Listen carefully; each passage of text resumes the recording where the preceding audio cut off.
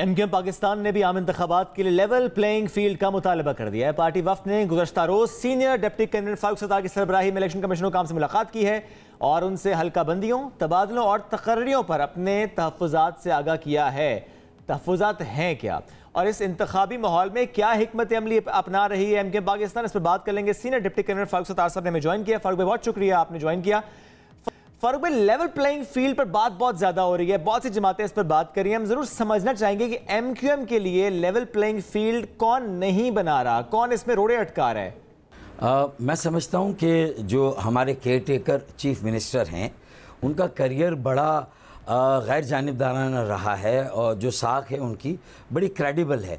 लेकिन यह है कि वो इस वक्त जिस माहौल में और जो 15 सालों की लेगेसी रही है एक तरफ़ा, मतलब ये कि बिला शिरकत गैर सिंध के वडेरों की हुकूमत रही है। मैं उसकी मेरिट डीमेरिट पे नहीं जा रहा, लेकिन बदतरीन हुक्मरानी, करप्ट तरीन हुक्मरानी, ये सारी चीज़ें तो मेरे ख्याल में ज़बान ज़द आम में जो स्टोरी है, जो कहानी है।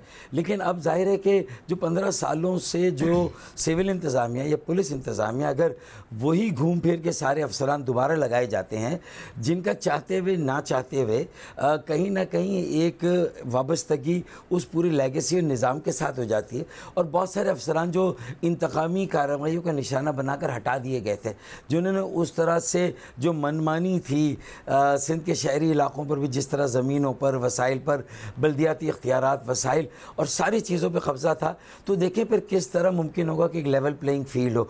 उसको उसमें थोड़ा सा तवाज़ुन कायम करना होगा।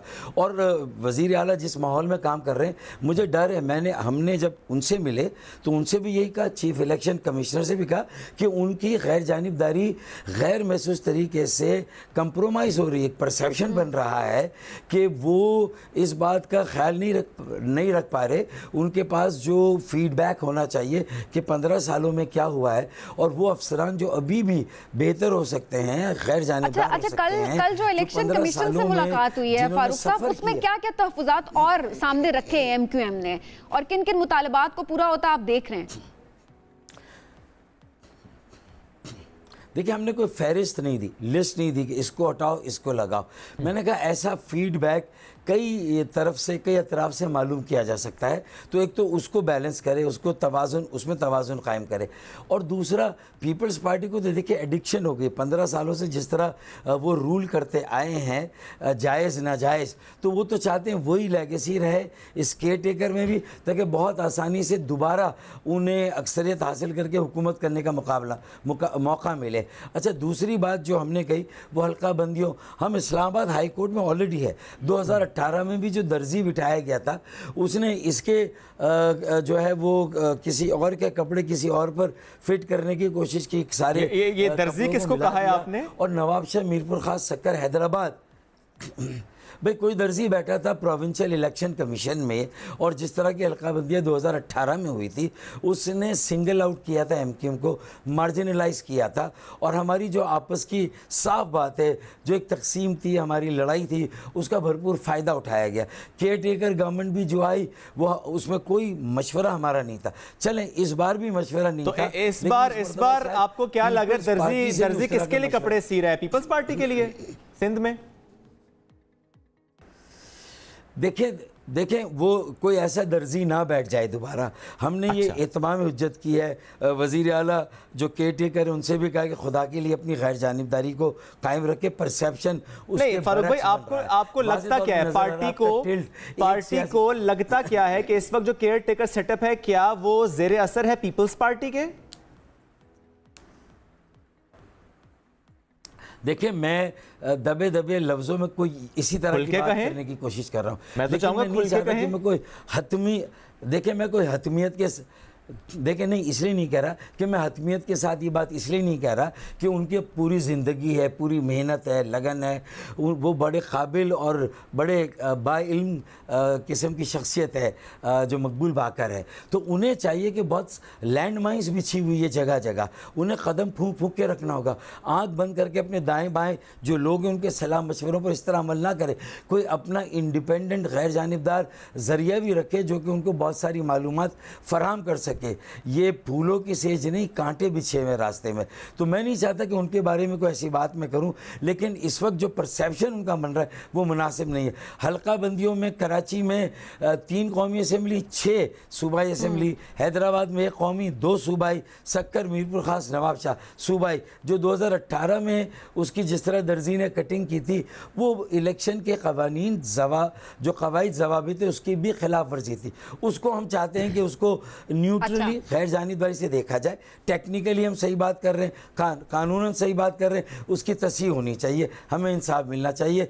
और नई हल्का बंदियाँ जिसमें एक नई सीट कौमी असम्बली की और 3 शायद सूबाई की इजाफा होगा, तो ये सारी हल्का बंदियाँ नेचुरल हो, कॉम्पैक्ट हो, जोग्राफी सारी टेक्निकल जो प्रिंसिपल्स है उसको फॉलो करें। ठीक है फारूक साहब, अब इलेक्शन से पहले फील हो सकता है। सिविल इलेक्शन जब भी होते हैं, अब इलेक्शन से पहले एक एंट्री तो आ रही है जनाब, नवाज शरीफ साहब की वापसी, डेट का भी ऐलान हो चुका है।